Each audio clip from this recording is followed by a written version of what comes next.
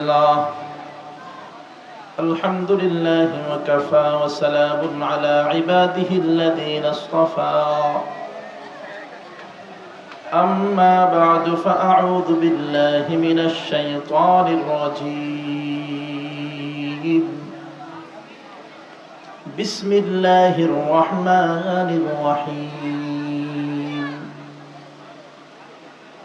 يا أيها الذين آمنوا اتقوا الله حق تقاته ولا تموتن إلا وأنتم مسلمون وعن أبي ذر رضي الله تعالى عنه قال رسول الله صلى الله عليه وسلم اتق الله حيثما كنت وأتبع السيئة الحسنة تمحها وخالق الناس بخلق حسن صدق الله مولانا العظيم وصدق رسوله النبي الأمي الكريم وعلى آله وأصحابه أجمعين ربنا ظلمنا أنفسنا وإن لم تغفر لنا وترحمنا لنكونن من الخاسرين مقام عاشقی دیگر مقام بندگی دیگر زنوری سزدا میں خواہی زخا کی بہ سزا خواہی فضل حیوانات پر ہرگز اسے حاصل نہیں نام جس کا دفتر عشاق میں شامل نہیں خاک اس انسان کا ہوگا جہنم کا حطب جس کے عنصر ہی میں نار عاشقہ شامل نہیں عشق سے بیتاب جو دل ہے نہیں وہ دل نہیں عشق سے بیتاب جو دل ہے نہیں وہ دل نہیں جلوے جانا سے خالی ہے جو منزل نہیں جلوے جانا سے خالی ہے جو منزل نہیں لا الہ الا اللہ جرے لا الہ الا اللہ لا الہ الا اللہ لا الہ الا اللہ لا الہ الا اللہ لا الہ الا اللہ لا الہ الا اللہ لا الہ الا اللہ جرے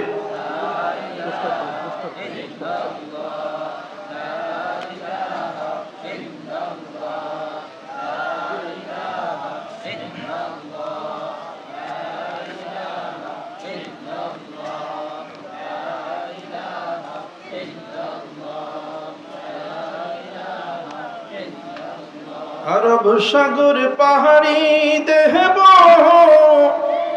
নাহি যে আমার তোরি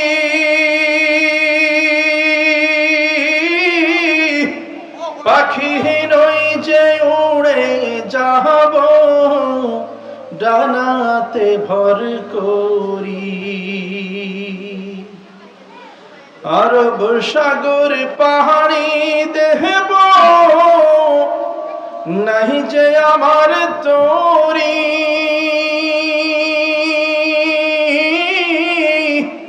পাখি নই যে উড়ে যাব ডানাতে ভর করি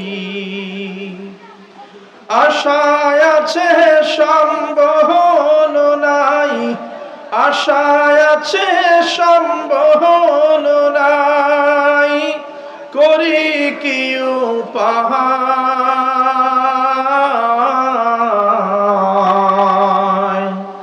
মনে বড় আশা ছিল যাব মদিনায় মনে বড় আশা ছিল যাব মদিনায়। সালাম আমি করব গিয়ে, সালাম আমি করব গিয়ে নবীর রওজায়।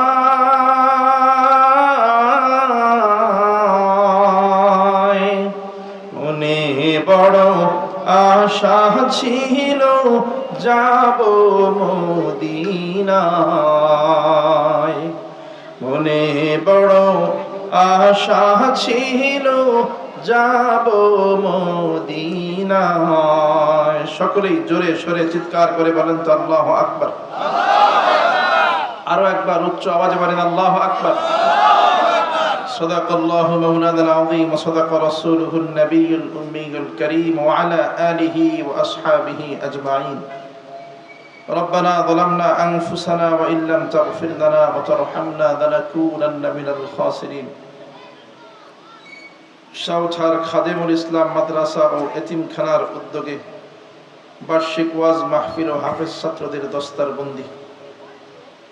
উক্ত মাহফিলের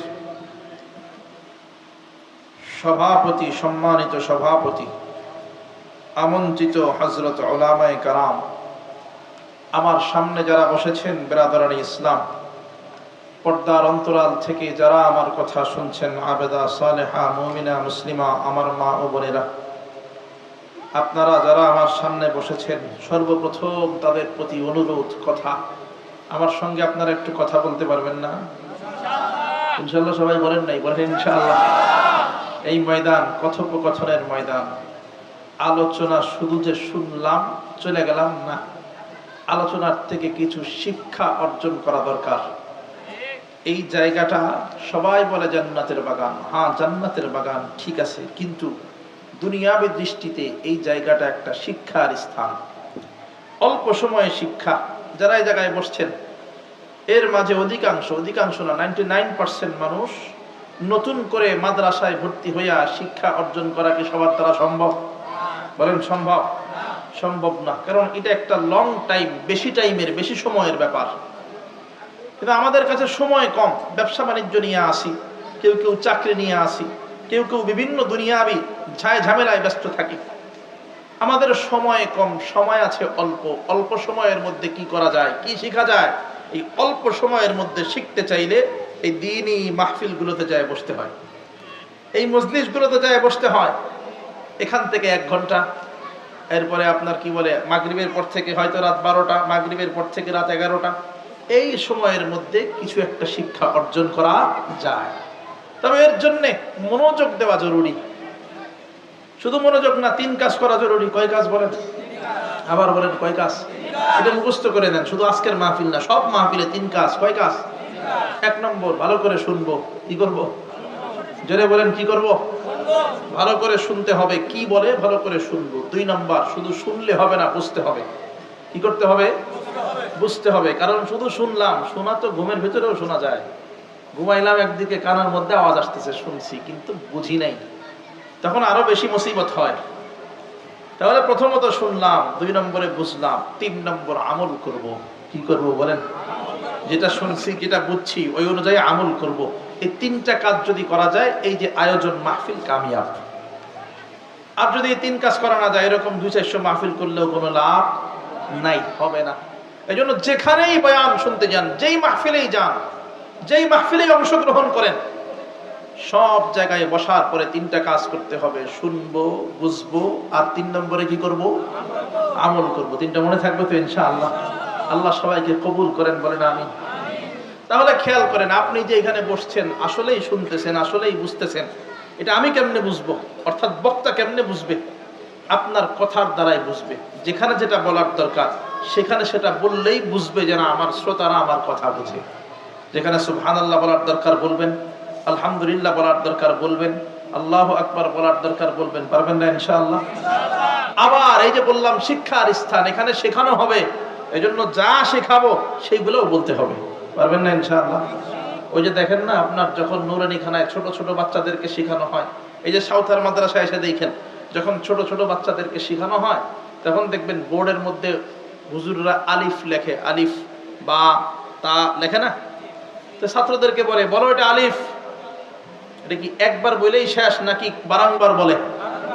একাধিকবার বলে। কেন? একাধিকবার বললে মনে থাকে। বুঝাইতে পারছি? যেই বয়ান করব একাধিকবার যদি বলাই, বলতে পারবেন না ইনশাআল্লাহ? বললে মনে থাকবে। ওই যে ছাত্রদের মতো বললে মনে থাকবে।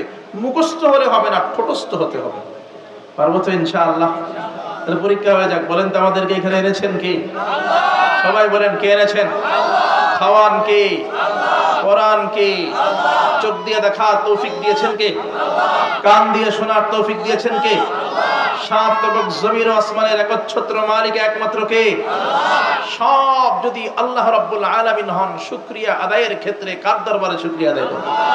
আল্লাহর দরবারে। এই যে আল্লাহ আপনাকে আমাকে এখানে এনেছেন মায়া করে, মুহাব্বত করে, দুনিয়ার সমস্ত মানুষের মধ্য থেকে যাচাই বাছাই করে, ভালোবেসে, এই কারণে অন্তরের অন্তঃস্থল থেকে রব্বে করিমের দরবারে শুকরিয়া জ্ঞাপন করি আলহামদুলিল্লাহ। আর একবার বলেন আলহামদুলিল্লাহ। আল্লাহ সবাইকে কবুল করে নেন, বলেন আমিন। তাহলে খেয়াল করেন, যে আয়াতে কারিমা তেলাওয়াত করেছি, যে হাদিস তেলাওয়াত করেছি, তার পরিপ্রেক্ষিতে ইনশাআল্লাহ আজকের আলোচনা করব। এই আলোচনার মধ্যে আপনাদেরকে ভালো করে কান খুলে শুনতে হবে। ওই যে বললাম, ভালো করে শুনবেন, পাশাপাশি বোঝার চেষ্টা করবেন। পারবেন না ইনশাআল্লাহ? এই আলোচনার মধ্যে মুমিনদের, যারা ঈমানদার, আপনারা যারা এখানে বসেছেন, কেউ কি বেঈমান আছেননি? সবাই দাবি করি আমরা ঈমানদার। ঈমানদারের কর্ম সম্পর্কে আলোচনা করা হয়েছে এই আয়াত এবং হাদিস, যেটা আমি খুতবার মধ্যে পড়েছি। মুমিনদের কর্ম কি? মুমিনদের কর্মের শেষ নাই, কাজের শেষ নাই। তবে উলামায়ে কেরামগণ এই হাদিসের অবলম্বনে তিনটা কাজের কথা উল্লেখ করেছেন, যে এই তিনটা কাজ মুমিনদের অন্যতম কাজ। কয়টা কাজ বলেন? আবার বলেন। শুরু হয়ে গেছে, আবার বলেন, আরো জোরে। কয়টা? যে মুখস্থ করাই দিয়েছে, এখান থেকেই মুখস্থ করবেন। আমি বারবার জিজ্ঞাসা করব, কাজ কয়টা? কি বলবেন তখন? কাজ কয়টা? ঈমানদারের অন্যতম তিনটা কাজ। অনেক কাজের মধ্যে অন্যতম কাজ কয়টা? এই হাদিসের মধ্যে এই তিনটা কাজের কথাই বলা হয়েছে। কয়টা? আরো জোরে। জোর হয় নাই? সবাই বলেন কয়টা? ফেব্রুয়ারিতে নির্বাচন আছে কিন্তু, জোরে বলেন কয়টা? আরো জোরে। জোর হয় নাই? সবাই বলেন কয়টা? এই তিনটা কি? কার কাজ? কার কাজ? মাশাআল্লাহ, মুখস্থ হইছে। তাহলে মুমিনদের কাজ কয়টা? জোরে বলেন কয়টা? তিনটা। এবার আসেন এই তিনটা কাজ নিয়ে ইনশাআল্লাহ আজকের আলোচনা। এই তিনটা মুখস্থ করবেন, ভালো করে শুনবেন, বুঝবেন, তারপরে কি করতে হবে? কি করতে হবে? আমল করতে হবে। তাহলে এই কাজ কয়টা বলেন? এক নম্বর কাজ, তিন কাজের এক নম্বর কাজ ইত্তাকিল্লাহ, আল্লাহকে ভয় করা। কাকে ভয় করা? আবার বলেন, কাজ কয়টা? এক নম্বর কাকে ভয় করা? এক নম্বর শুধু আল্লাহর ভয়। এটুকু বলেন, কার ভয়? জোরে বলেন না, কার ভয়? আল্লাহর ভয়। দেখেন আল্লাহ পাক ঈমানদার বান্দাকে ডেকে ডেকে এক আয়াতের মধ্যে ঈমানদার বান্দাকে ডেকে ডেকে বলতেছেন, ইয়া আইয়ুহাল্লাযীনা আমানুত্তাকুল্লাহ, ও ঈমানদার আল্লাহরে ভয় করো। কারে ভয় করো? আবার বলেন, কাকে? কে বলেছেন? কে বলেছেন? আল্লাহ। ঈমানদারের প্রথম কাজ দিয়েছেন আল্লাহ। ইয়া আইয়ুহাল্লাযীনা আমানুত্তাকুল্লাহা হাক্কা তুকাতিহ, ইয়া আইয়ুহাল্লাযীনা আমানুত্তাকুল্লাহা হাক্কা তুকাতিহ। এই আয়াতের প্রথম অংশের মধ্যে আল্লাহ পাক রব্বুল আলামিন জানায় দিচ্ছেন, ও ঈমানদারগণ আল্লাহরে ভয় করো। কাকে ভয় করো? আবার বলেন, কাকে? আল্লাহ পাক রব্বুল আলামিন প্রথমেই বলে দিয়েছেন, ঈমানদার আল্লাহকে ভয় করো। কিভাবে ভয় করবা? যেভাবে আল্লাহকে ভয় করা দরকার সেভাবে আল্লাহকে ভয় করো। এখন প্রশ্ন হলো, হুজুর কেমনে আল্লাহরে ভয় করা দরকার? ওই যে হাদিস পড়েছিলাম, হাদিসের মধ্যে নবীজি ভয় করার সিস্টেম শিখায়া দিয়েছেন, পদ্ধতি শিখায়া দিয়েছেন। নবীজি বলেন, ইত্তাকিল্লাহা হাইসুমা কুনতা, যেখানেই থাকো, যেই অবস্থার মধ্যে থাকো, যেই হালতে থাকো, সব জায়গায় সব অবস্থায় অন্তরের মধ্যে আল্লাহর ভয় ঢুকায় নাও। কার ভয়? যেই হালতে থাকো, এমন জায়গায় আছো, দুনিয়ার এমন এমন জায়গা আছে, তুমি হয়তো মনে করতেছো এখানে কেউ তোমারে দেখে না, কিন্তু দেখেন কে? এমন এমন জায়গা আছে যেই জায়গাগুলোর মধ্যে গেলে আমাদের কাছে মনে হয় এইখানে বৈশাখ গুনাহ করলে দুনিয়ার কেউ দেখা সম্ভব না। যেমন ধরেন কেউ পাহাড়ের উপরে যায় গুনাহ করতেছে, পাহাড়ের উপরে যায় যদি কেউ গুনাহ করে দুনিয়ার কোনো মানুষ দেখবেনি? দেখবে? কিন্তু দেখনেওয়ালাকে সমুদ্রের মাঝখানে চলে গিয়েছেন নৌকা নিয়ে, সমুদ্রের মাঝখানে জাহাজ নিয়ে সমুদ্রের মাঝখানে চলে গিয়েছেন আপনি একাকী। দুনিয়ার কোন চোখ সেই পর্যন্ত পৌঁছায় না, দুনিয়ার কোন চোখ সেখানে দেখা সম্ভব না, কিন্তু সমুদ্রের মাঝখানে যায় যদি গুনাহ করেন সেখানেও দেখবেন কে?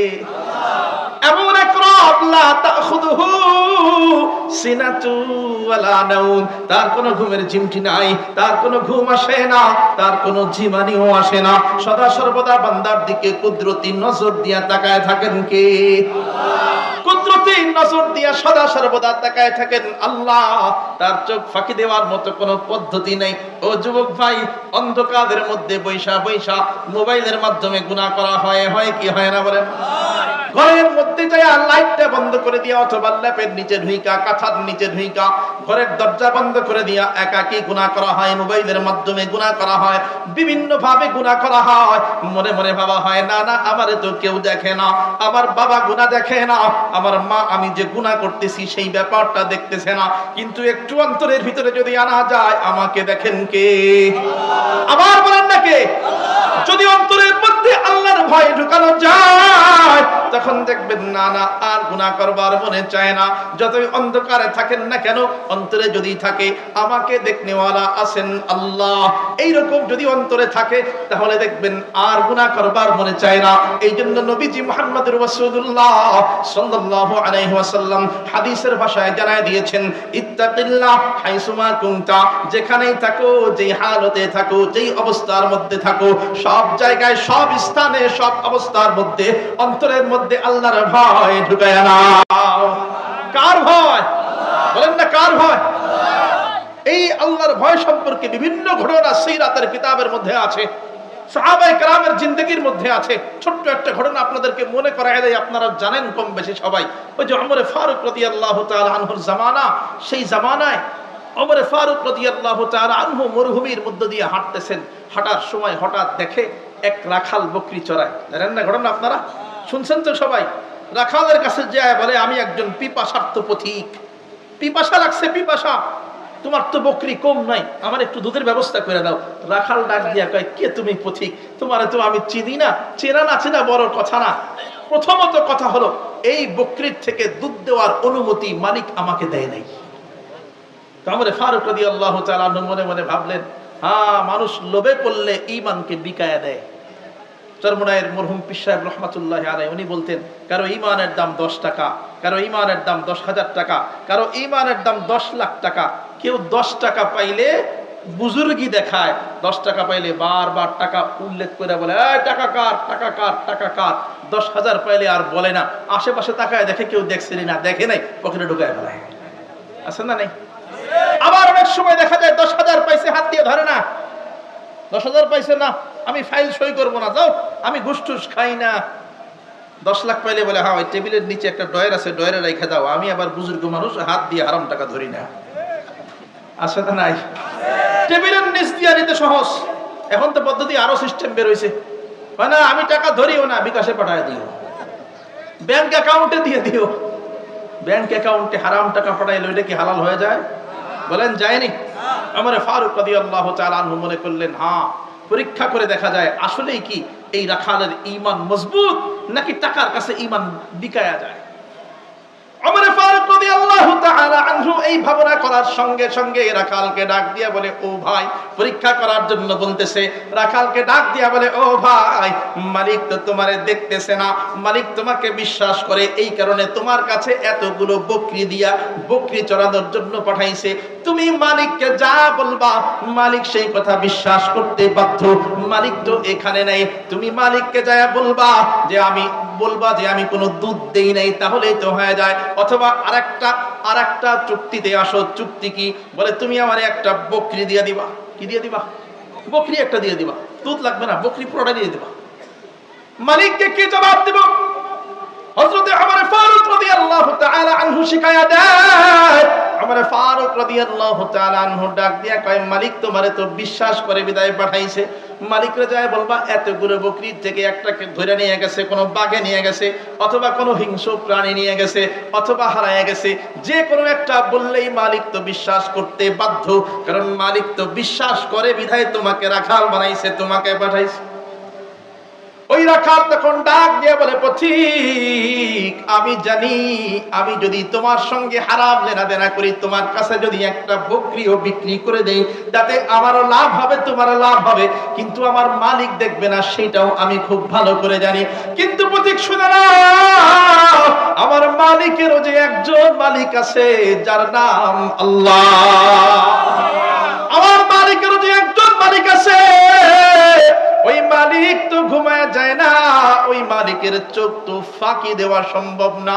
ইয়া হাযা ফাইনাল্লাহ ইলাহা ইল্লাল্লাহ, জোরে লা ইলাহা ইল্লাল্লাহ, লা ইলাহা ইল্লাল্লাহ, লা ইলাহা ইল্লাল্লাহ মুহাম্মাদুর রাসূলুল্লাহ। সবাই বলেন সাল্লাল্লাহু আলাইহি ওয়াসাল্লাম। আবার বলেন, দিল থেকে বলেন সাল্লাল্লাহু আলাইহি ওয়াসাল্লাম। এটাও দুরূদ পড়েন।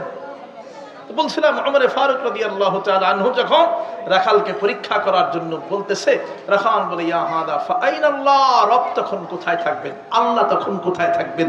যখন আমি তোমার সঙ্গে হারাম দেনা করব, তখন আমার রব কোথায় থাকবেন? রবের চোখ তো ফাঁকি দেওয়া সম্ভব নয়, রবের চোখ তো ফাঁকি দেওয়া যাবে না, রব তখন কোথায় থাকবেন? ও পথিক বলো না, রবের চোখ কি আমি ফাঁকি দিতে পারবো না? ওমর ফারুক রাদিয়াল্লাহু তাআলা আনহুর দুই চোখ থেকে অশ্রু ঝরে ঝরে পড়তেছে, আসমানের দিকে তাকাইয়া আল্লাহ পাক রব্বুল আলামিনের দরবারের দিকে আল্লাহ পাক রব্বুল আলামিনকে ডাক দিয়া বলতেছে, আল্লাহ আমি ওমরকে তুমি খেলাফতের মর্যাদা দিয়েছো, খলিফা বানিয়েছো, আমি ওমরকে খলিফাতুল মুসলিমিন বানিয়েছো। আল্লাহ কিয়ামতের দিন তোমার দরবারে যদি আমার কথা বলার সুযোগ হয়, তোমার সঙ্গে যদি আমার কথা বলার সুযোগ হয়, আর তুমি যদি বলো ওমর তুমি আমার জন্য কি নিয়ে আসছো, কোন উপহার নিয়ে আসছো, আল্লাহ যদি সেই দিন আমার সুযোগ হয়, আমি এই আল্লাহ ভীরু খোদা ভীরু রাখালটাকে তোমার সঙ্গে পরিচয় করায় দেব। জোরে বলেন না সুবহানাল্লাহ।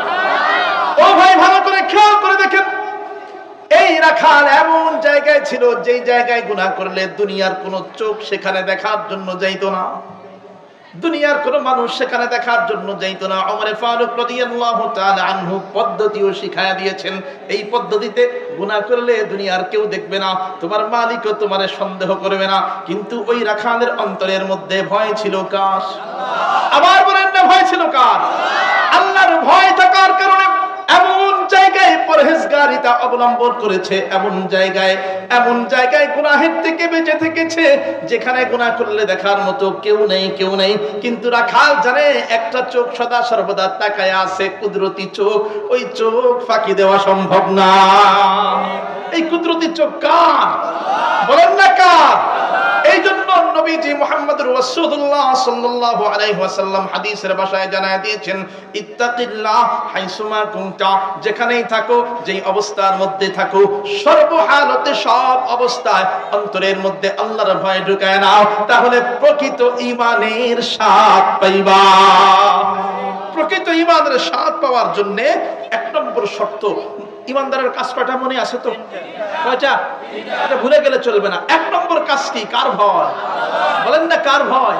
আল্লাহর ভয়। আল্লাহর ভয় করতে পারলে আবার লাভও আছে, দুনিয়াতেই লাভ আছে। দুনিয়াতে অনেক লাভের কথা বলা হয়েছে, এর মধ্যে উল্লেখযোগ্য চারটার কথা বলা হয়েছে। কয়টা? কোরআনের আয়াতের মধ্যে বলেছে যে আল্লাহকে ভয় করলে চারটা ফায়দা হয়, লাভ হয়। কি লাভ? চারটা ফায়দা কি কি?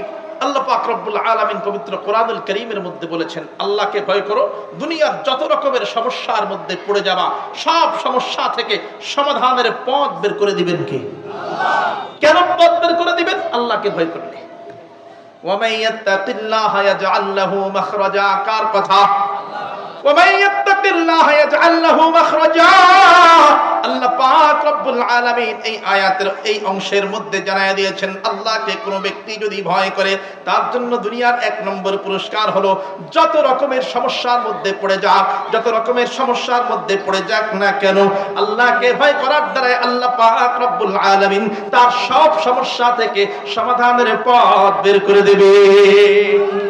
2 নম্বরের পুরস্কার ওয়ায়ারযুকুহু মিন হাইসু লা ইয়াহতাসিব। আল্লাহ পাক রব্বুল আলামিন ওই আল্লাহকে ভয় করে নেওয়ালা ব্যক্তির জন্য এমন স্থান থেকে রিজিকের ব্যবস্থা করবে যেই স্থানের কথা সে কোনোদিন কল্পনাও করতে পারে না।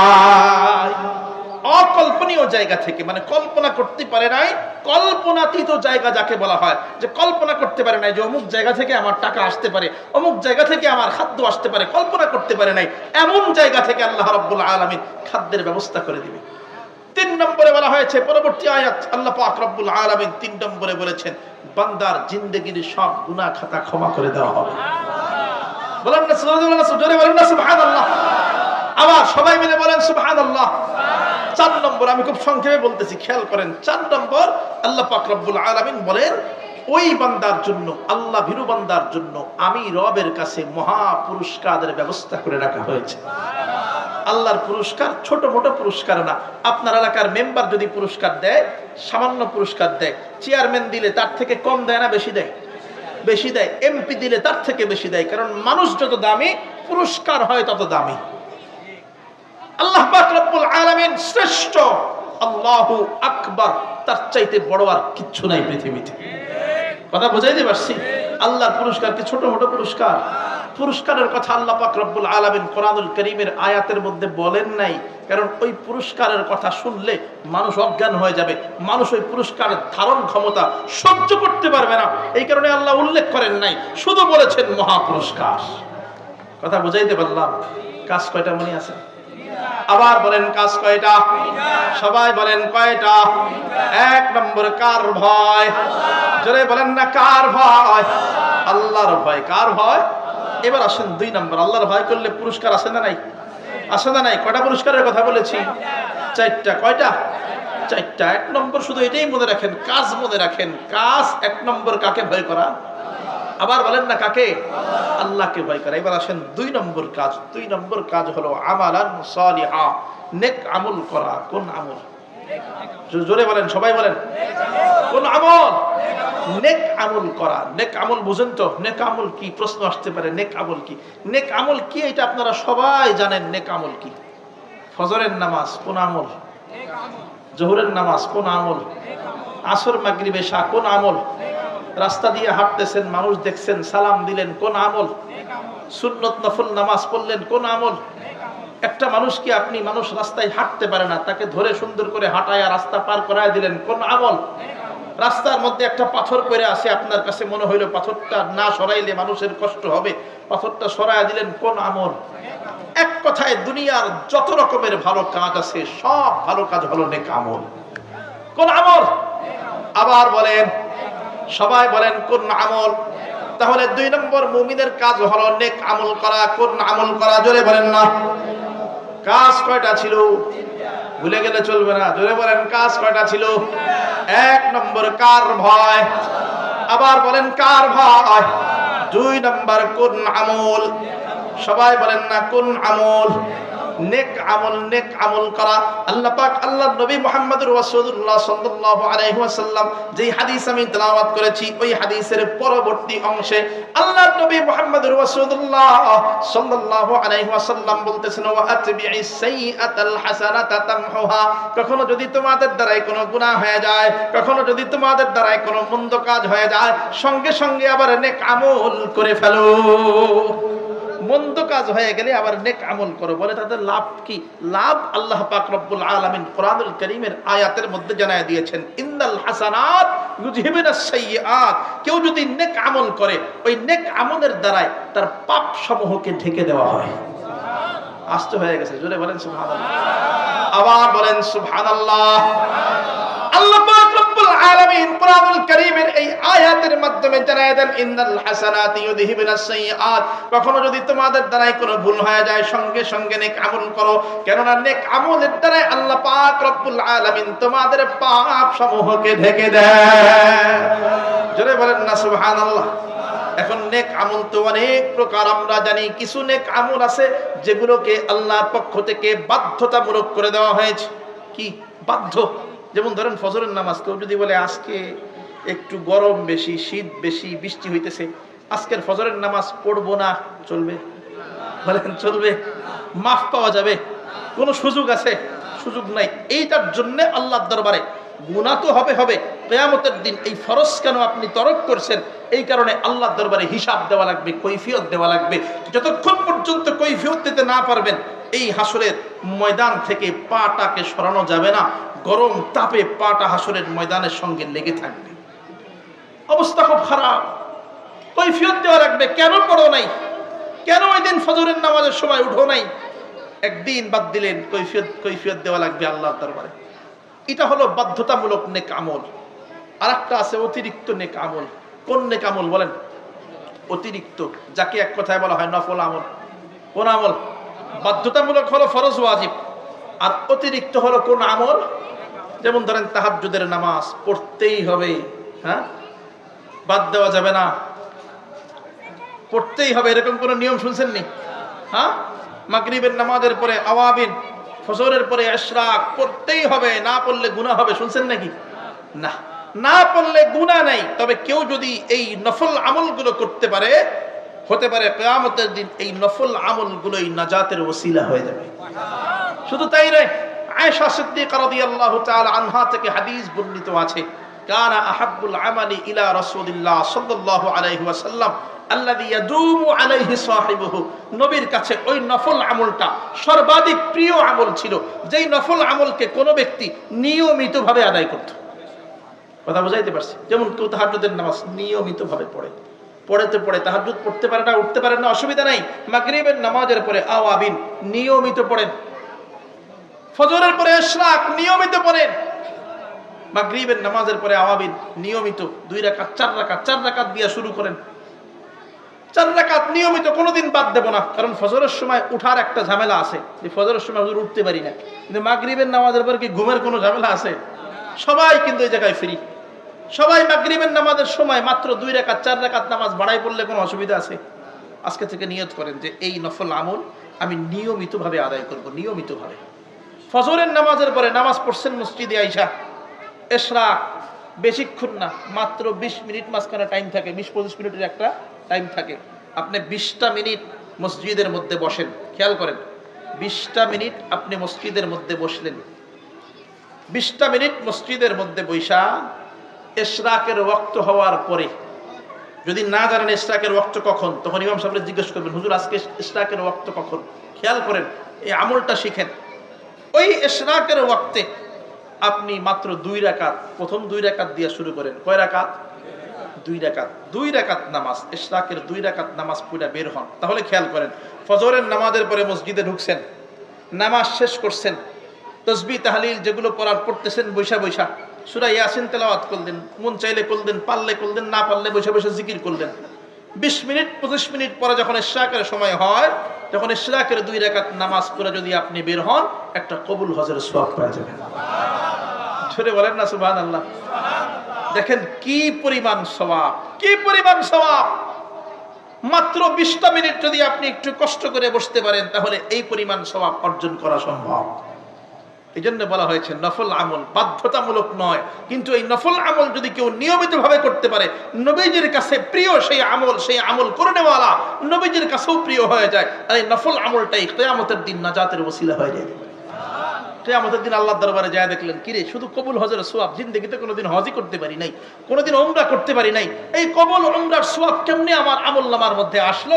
সেদিন আল্লাহ পাক রব্বুল আলামিন আপনাকে স্মরণ করায় দিবেন, ও বান্দা, ওই যে ফজরের নামাজের পরে বসে থাইকে ইশরাকের 2 রাকাত নামাজ পড়ে তারপরে বের হইছো, এই কারণে উমরার সওয়াব আর উমরার সওয়াব আমলনামার মধ্যে লেখা হয়েছে।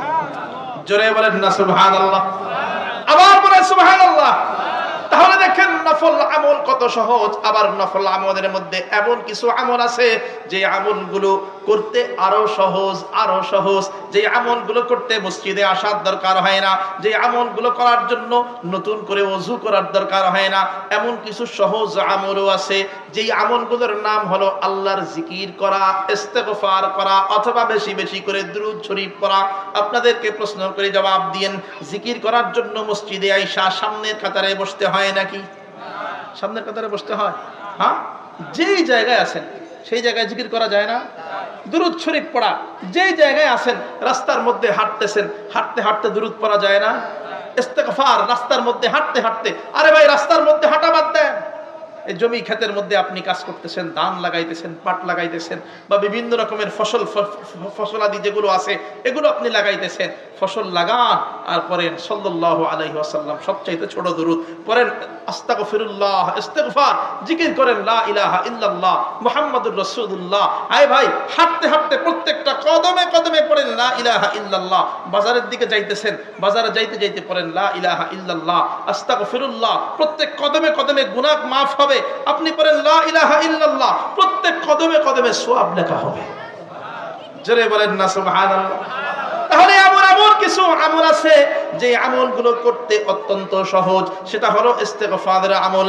আপনি যদি আস্তাগফিরুল্লাহ আস্তাগফিরুল্লাহ আস্তাগফিরুল্লাহ পড়তে থাকেন তাহলেও ফায়দা।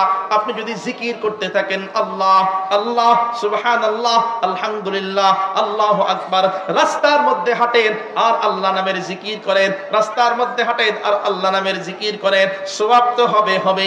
দেখবেন একটা সময় এমন অবস্থা হবে যে জিকির করতেই মনে চাইবে, জিকিরের মধ্যে মজা আইসা যাবে। কেন? আল্লাহ বলেছেন জিকির করলে অন্তরের মধ্যে প্রশান্তি আসে। কি আসে? আলা বিযিকরিল্লাহি তাতমাইন্নুল কুলুব। যারা জিকির করে আল্লাহ পাক রব্বুল আলামিন তাদের ব্যাপারে বলেছেন জিকির করো, জিকিরের দ্বারাই অন্তরের মধ্যে প্রশান্তি দেয় নেওয়ালাকে আল্লাহ। বলেন না কে? জিকিরের মাধ্যমে অন্তরের মধ্যে প্রশান্তি পাওয়া যায়। প্রশান্তি কি করা যায়? আসে। কেমনে আসে? আব্দুল কাদের জিলানী রহমাতুল্লাহি আলাইহির নাম শুনছেন? ছোট্ট একটা ঘটনা বলি, বিরক্ত হইতেছেন নাকি আপনারা? গরম প্রচুর, কেন আমি নিজেই বিরক্ত হয়ে যেতেছি গরমের কারণে। খেয়াল করেন, বেশি সময় নেব না, অল্প সময় আর অল্প কিছুক্ষণ। আব্দুল কাদের জিলানী রহমাতুল্লাহি আলাইহির নাম শুনছেন? আব্দুল কাদের জিলানী রহমাতুল্লাহি আলাইহি থাক থাক দিয়া লাগবে না, থাক বস দিলেই। আচ্ছা, আব্দুল কাদের জিলানী রহমাতুল্লাহি আলাইহির নাম শুনছেন তো আপনারা? শুনছেন না সবাই? কে বড় পীর বলে না? এরে বড় পীর বলেনি? আপনারা ডেক ঠেক বসান না এর নামে? এর জন্মদিন মৃত্যুদিনে বসান না? আয় হায়, কোন কি? তা খেয়াল করেন, আব্দুল কাদের জিলানী রহমাতুল্লাহি আলাইহি, না ওইটা অন্যদিকে আমি যাব না। আব্দুল কাদের জিলানী রহমাতুল্লাহি আলাইহি, উনার দরবারে কেউ যদি মুরিদ হইতো, তার প্রথম সবক ছিল যে ওই মুরিদ সারাদিন যখনই সময় পাবে আল্লাহর জিকিরের মধ্যে মশগুল থাকবে। দেখেন আমাদের বর্তমানে বহুত পীরের দরবারে যাবেন, বহুত রকমের শর্ত শরায়েত দিয়ে দেয়। কেমন? কেউ বলে হ্যাঁ আমার দরবারে যদি আসতে হয় মানত নিয়ে আসতে হবে। কি নিয়া? মানত নিয়া। কেউ বলে টাকা নিয়া, কেউ বলে গরু ছাগল নিয়া, বিভিন্ন রকমের শর্ত শরায়েত আছে। না, আব্দুল কাদের জিলানী রাহমাতুল্লাহি আলাইহি কেমন পীর? সাধারণ পীর না, দুনিয়ার সবচাইতে বড় পীর যাকে বলা হয়। তার দরবারে সিস্টেম কি? আমার দরবারে আসবা আর আল্লাহর জিকিরের মধ্যে মশগুল হয়ে যাবা। ওই রাজ্যের বাদশাহ চিন্তা করে আব্দুল কাদেরের দরবারে এত মানুষ যায়, একদিন যাইয়া পর্যবেক্ষণ করা দরকার যে এখানে আসলে হয়টা কি। এই মাদ্রাসায় এই খানকার মধ্যে কি হয়? জঙ্গি ট্রেনিং হয় নাকি অন্য কিছু হয়ে যায়? একটু পর্যবেক্ষণ করে আসি। এখনো আছে না এই ধরনের মানুষ? একটু পর্যবেক্ষণ করে আসে এখানে আসলে কি হয়। হুজুররা কি মানুষের তো টাকা নিয়ে শুধু নিজেরা খায় নাকি আসলে ছাত্রদেরকে খাওয়ায়, না কোন ধরনের ট্রেনিং দেয়, দেশ বিরোধী কোনো ট্রেনিং হয় কিনা, হরকতুল জিহাদ ঠিকাদারের মধ্যে আছে কিনা, এরকম বহুত গোয়েন্দা আসে। তো বাদশা কয় আমি নিজেই যাব। আব্দুল কাদের বহুত বড় মেলা মিলাইছে, যায় দেখে আসি মেলার মধ্যে কি পাওয়া যায়। তো এই এলাকার বাদশা গেছে, যায় দেখে আব্দুল কাদের জিলানী রহমাতুল্লাহি আলাইহির দরবারে যারা বৈশা আছে এরকম সামনে বিশাল হাজার হাজার মুরিদান সবাই মিলা আল্লাহ রাব্বুল আলামিনের জিকিরের মধ্যে মশগুল আছে। আব্দুল কাদের জিলানী রহমাতুল্লাহি আলাইহি হাজার হাজার মুরিদ যারা সবাইকে বলে ও মুরিদান সবাই মিলে আল্লাহর জিকিরের মধ্যে মশগুল হয়ে যাও। নিজেও যখন সময় পায় সবাই রে নিয়া ওই খাবারের টাইম বাদ দিয়া, জরুরতের টাইমগুলো বাদ দিয়া, সময়গুলো বাদ দিয়া, যখনই সারাদিন সময় পায় সবাই মিলা জিকির করে লা ইলাহা ইল্লাল্লাহ, লা ইলাহা ইল্লাল্লাহ, লা ইলাহা ইল্লাল্লাহ, লা ইলাহা ইল্লাল্লাহ। জোরে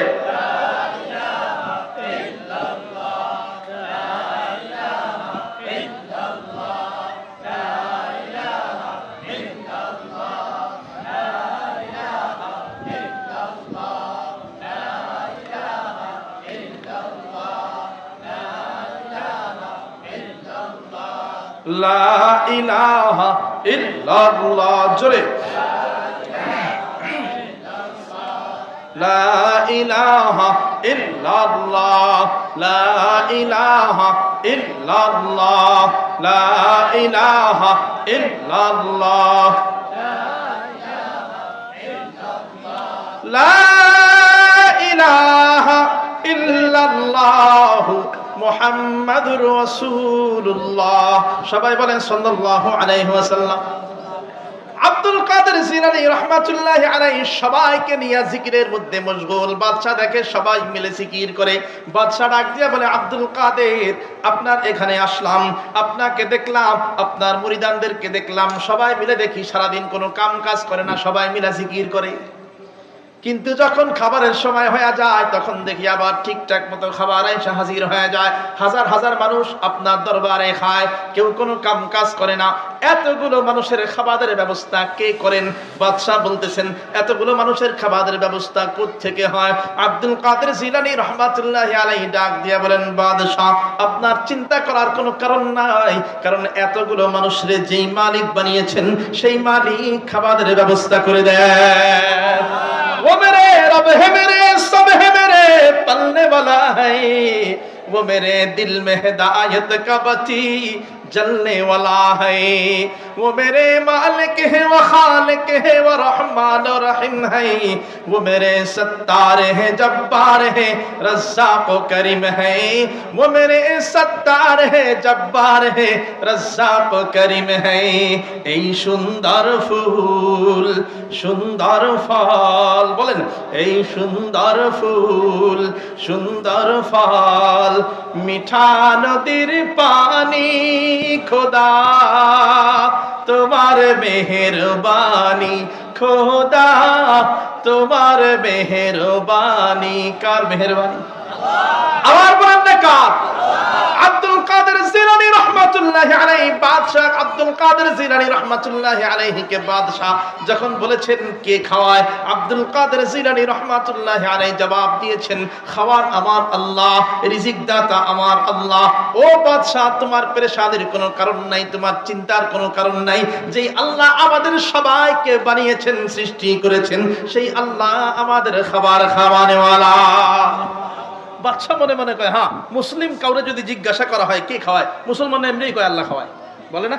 কিন্তু জিজ্ঞাসা করে আপনার চলাফেরা কেমন চলতেছে, দিনকাল কেমন যায়, কয় আল্লাহ চালায়, বলে না? বলে যদি হ্যাঁ, আপনার খাবার দাবার কেমনে কি ব্যবস্থা কোত্থেকে হইতেছে, মুসলমানদের জবানে থাকে আল্লাহ খাওয়ায়। তো বাদশা মনে করছে ওইরকম বলছে আর কি। এলাকায় চলে আইসা, রাজ্যে ফিরে আইসা আব্দুল কাদের জিলানী রাহমাতুল্লাহি আলাইহির ব্যাপারে চিন্তা করতেছে। আব্দুল কাদের বলো ভালো কাজ করতেছে, মনে করছিলাম জঙ্গি ট্রেনিং হয়, মনে করছিলাম এই সেই হয়, উল্টা পাল্টা জিনিস হয়, যাই দেখলাম না, আল্লাহর জিকিরের মধ্যে মশগুল, আমিও একটা ভালো কাজ করি। আব্দুল কাদের জিলানী রাহমাতুল্লাহি আলাইহির নামে, আব্দুল কাদেরের নামে আমার এত বড় রাজ্য থেকে একটা জেলা বা একটা এলাকা আব্দুল কাদেরের নামে লেখা দেই। ওই এলাকার যত রকমের সরকারি ট্যাক্স আছে এখন থেকে সেইটা সরকারি খাতে আসবে না, সব আব্দুল কাদেরের নামে চলে যাবে। বাদশা এরকম চিন্তা ভাবনা করে একটা চিঠি লিখছে। খেয়াল করেন, চিঠির মধ্যে লিখছে, আব্দুল কাদের, আপনি শুনে অত্যন্ত আনন্দিত হবেন। কি লিখছে? আপনি শুনে অত্যন্ত আনন্দিত হবেন, আমার এই বিশাল রাজ্যের অমুক জেলা, কথার কথা ফরিদপুর জেলাটা আপনার নামে দিয়ে দিলাম। এই ফরিদপুর জেলার মধ্যে যত ইনকাম ট্যাক্স আছে, যত রকমের সরকারি টাকা আছে, যেগুলো সরকার পায়, ওগুলো এখন থেকে আর সরকার পাবে না। বাংলাদেশের সব জেলার টাকা সরকার পাবে, ওই একটা জেলার টাকা আপনি পাবেন। মানে এটাতে বুঝাইলাম বাংলাদেশ দিয়ে যে একটা জেলার টাকা এখন থেকে সব আপনার নামে যাবে। কম না কিন্তু, যে এই টাকা যা যাবে সব এখন থেকে আপনি উঠাবেন, অ্যাকাউন্টে জমা হবে, আপনি উঠাবেন, সবাইরে নিয়ে খাবেন আর আল্লাহ আল্লাহ জিকির করবেন। খেয়াল করেন পীর সাহেব কেমন পীর। আমাদের দুনিয়ার যত পীর আছে, পীরের দরবারে যাইয়া যদি আপনি কোনো টাকা পয়সা দেন, দেখবেন পীর অত্যন্ত খুশি হয়ে যায়।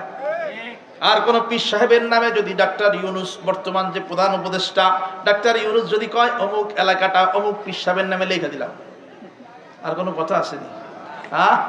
পীর সাহেবকে এই তো পাইছি সুযোগ, আর কোনো মুরিদানি দরকার নেই, এখন আমি 1 লাখ খায় ফেলবো। উদাহরণ দিচ্ছি, বুঝাইতেছি। এমনও পীর আছে, মানুষের টাকা কোন দিক, কার পকেটের টাকা বেশি, কার পকেট ফুলা তার দিকে একটু বেশি করে তাকায়, ওই মুরিদের সম্পর্ক পীর সাহেবের সাথে বেশি। আর যার টাকা কম, যা তুই পরে করে আসিস, সময় নেই। কিন্তু পীর কাকে বলে? পীর চিনেন?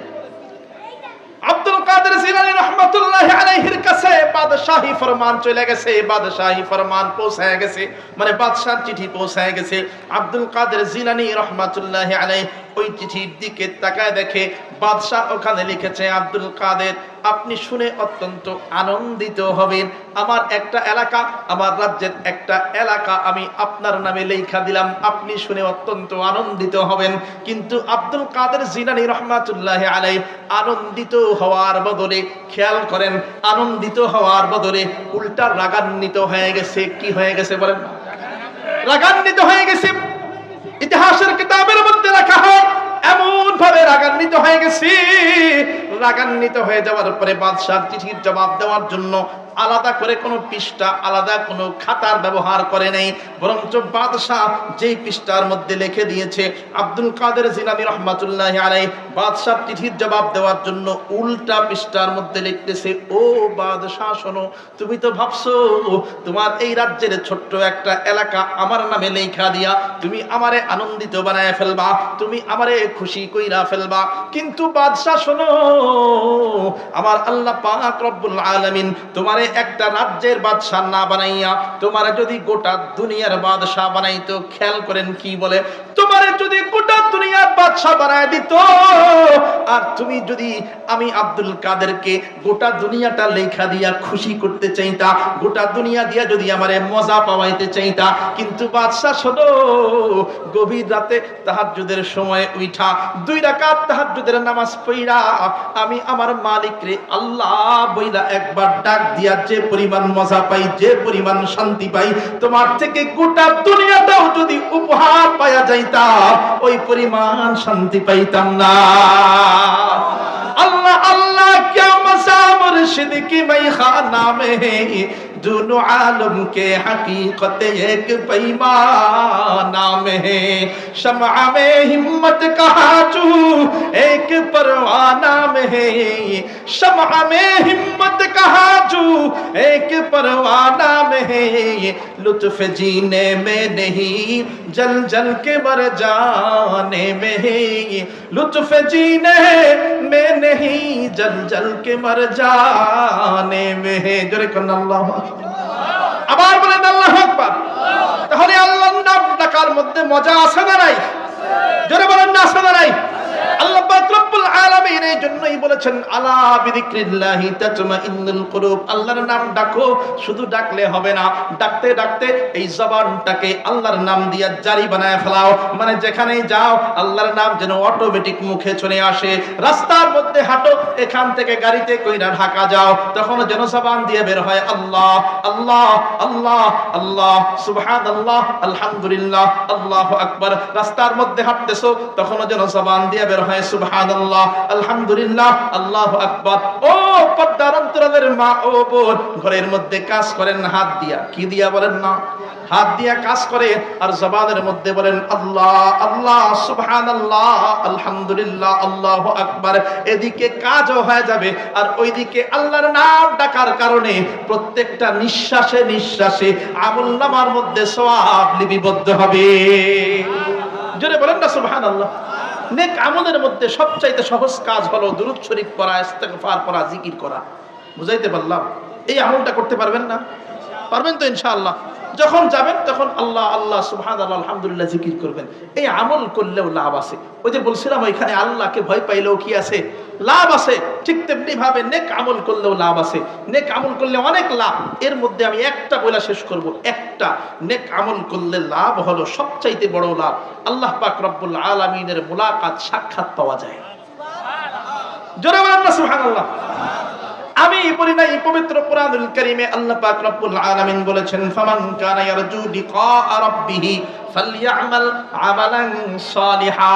কেউ যদি আল্লাহর সঙ্গে সাক্ষাৎ করতে চায়, কেউ যদি আল্লাহর সঙ্গে মুলাকাত করতে চায়, সে যেন বেশি বেশি করে নেক আমল করে। কোন আমল? শিরিক মুক্ত নেক আমল। বুঝাইতে পারলাম?